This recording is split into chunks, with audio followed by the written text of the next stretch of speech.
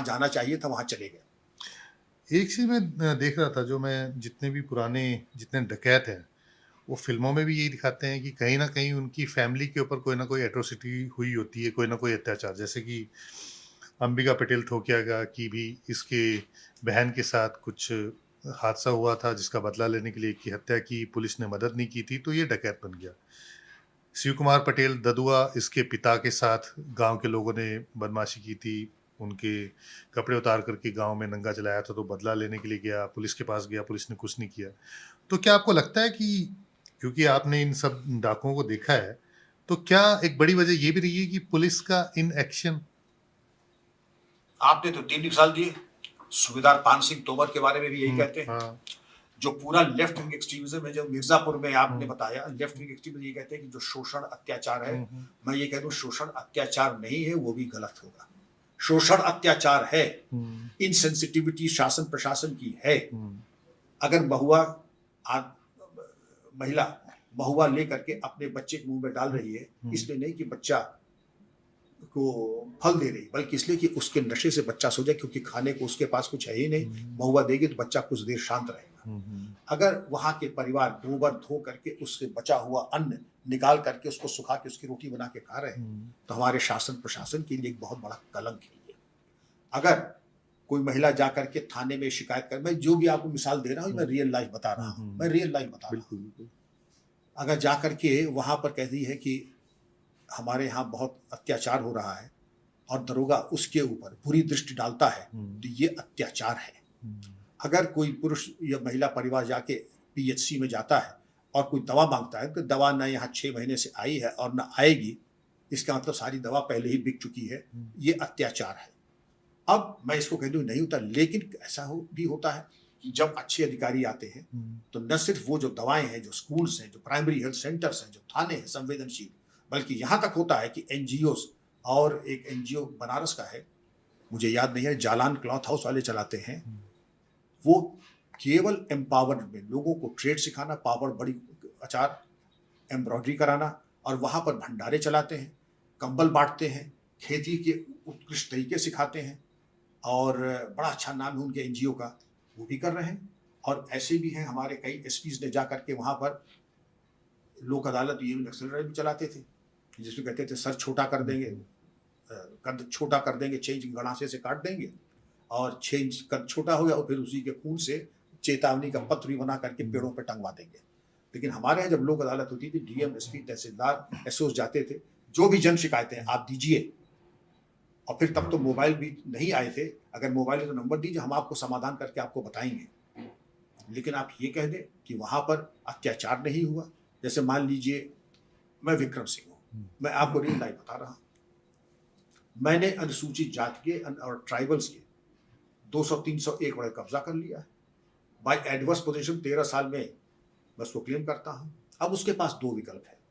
वो या तो जाए बनारस कमिश्नरी में, बनारस कमिश्नरी पहुँच जाए, और जब खाने को आपके पास दाना नहीं तो बनारस कमिश्नरी कैसे चले जाएँगे? हुँ, और बनारस कमिश्नरी में जो जहाँ के अधिकारी रोज़ मेरे यहाँ आकर के खाना खाते हैं, ड्रिंक करते हैं, तो किसकी सुनवाई होगी? उनकी होगी या इनकी होगी? और इलाहाबाद हाई कोर्ट जाने का तो प्रश्न ही नहीं उठता है। ये जो आपने इंगित किया है, ये बड़ा दर्दनाक था, लेकिन जब इसको खत्म किया गया, जब इसको दूर किया होगा, तो आपने देखा होगा चंदौली, मिर्जापुर, सोनभद्र में ये समस्या समूल खत्म भी हो गई। ये समस्या तो खत्म होगी डकैत वाली, जो कि भीड़ों में थे, लेकिन उसके बाद फिर श्री प्रकाश शुक्ला, अतीक अहमद, इस तरह के लोग आने लगे। क्यों नहीं आएंगे? वो बीहड़ था जंगलों का, ये बीहड़ है गलियों का। वो छुपते थे रात के अंधेरे में, और ये छिपते हैं अपनी designer cars, mobile telephony, Archana Sharma ऐसी मॉडल मटेरियल्स को लेके घूमने में। हुँ, इनमें से कोई वो नहीं है कि जो वहाँ जाके लैया चना गुड़ हुँ, खा करके हुँ, जिए। हुँ, ये लोग 5 स्टार कल्चर के डकैत और 5 जगह के क्रिमिनल्स हैं, रंगदारी। हुँ, जब एक दफ़ा इनका वजूद आ जाता है, तो ये फिर इनको किसी की हत्या करने की ज़रूरत नहीं है। एक फ़ोन काफ़ी है, ये पहुँचना है जिसको कहते हैं जबरन धन वसूलना, हुँ, एक्सटॉर्शन। दूसरा ये है कॉन्ट्रैक्ट हुँ, किलिंग। एक आदमी बहुत ऊँचे जा रहा है, चाहे व्यापार हुँ, में, चाहे राजनीति हुँ, में, हुँ, उसको ख़त्म करना है। ठेके पे हत्या, कॉन्ट्रैक्ट किलिंग। और ऊपर आइए, और ऊपर जब आएँगे तो ड्रग्स, बूथ कैप्चरिंग और इलेक्शन मैन्यूवरिंग। बूथ कैप्चरिंग वगैरह भी शुरू कर दी है। तो इसमें आप देखें पूरी डकैती 150 साल आप जोड़ दें, 1870 के पास की और आज तक आप जोड़ने की डकैत चली है, मान लीजिए 1990 तक। पूरा टर्नओवर कितना? पूरा टर्नओवर होगा आपका 100 करोड़ या 125 करोड़। और इन लोगों का देख लीजिए जो अर्बन डकैत हैं, एक्सटॉर्शनिस्ट, इनमें एक एक दिन में इन लोगों का, जैसे मुन्ना बजरंगी वगैरह जब तो मार दिए गए, या सुनील राठी वगैरह, जिसे कहते हैं 10 करोड़ 5 करोड़ आना कोई बड़ी चीज नहीं। इसमें किसी की भी हैसियत 150 करोड़ से कम की नहीं है, 150 करोड़ के कम। तो 100 सोनार की एक लोहार की डकैती में कितनी company, PAC, RAF, SAF, Madhya Pradesh की सब लगी रही, अरबों अरबों रुपया खर्च हुआ और डकैती का समाधान हुआ फिर अपने टाइम से। ये जो है अब इनका, अब ये तो ग्रेजुएशन क्राइम का, जब से साइबर क्राइम आ गया है, साइबर क्राइम में आपने डिजिटल अरेस्ट सुना होगा। डिजिटल अरेस्ट में जितनी देर में 3 महीने में 120 करोड़। बिल्कुल। तो जितना 100 साल में 150 साल में डकैत नहीं कमाते थे, उसका उससे 4 गुना 10 गुना 100 गुना ये जो गली बीहड़ में घूमने वाले डकैत ये कमा लेते हैं। और जितना ये कमाते हैं उतना ही ये 6 महीने में टर्नओवर हो जाता है साइबर क्रिमिनल्स का। श्री प्रकाश शुक्ला ने तो एक बार तो सीएम को ही मारने की सुपारी ले ली थी। ये कहा जाता है ब्रह्मदत्त द्विवेदी जी के मारने के बारे में, या फिर श्री प्रकाश शुक्ला ने कल्याण सिंह जी के बारे में ये बात उड़ी थी। लेकिन मैं ये मानने को तैयार नहीं कि किसी अपराधी की इतनी हिम्मत। वो ठीक था, वो साइकोपैथ था, वो साइकोपैथ था, नॉर्मल नहीं था। साइकोपैथ किलर्स भी हमने बहुत देखे हैं, वो अपना भौकाल बनाने के लिए वो अपने को साइकोपैथ कहते हैं।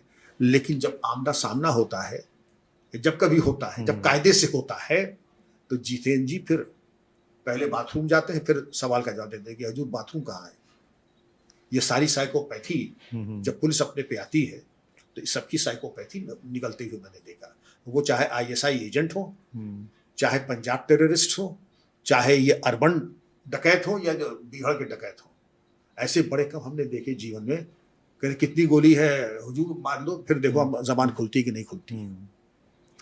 अतीक अहमद, तो मैंने सुना है कि जब आप डीजीपी बन गए तो अतीक अहमद के घर वाले तो आपसे उसकी जान की भीख मांगते हुए घूम रहे थे कि आप कुछ मत करिए। हाँ जी, ये इसकी बेगम आई थी परवीन, अपने बेटे को, असद अब इतना बड़ा था, असद को लेकर के आई थी कि मैं आपकी बहन की तरह हूँ, एक भीख मांगने आई हूँ कि बच्चा यतीम ना हो। उन्होंने कहा बहन ये मेरे हाथ में नहीं है, ये आपके शौहर के हाथ में है कि ये यतीम होगा कि नहीं होगा।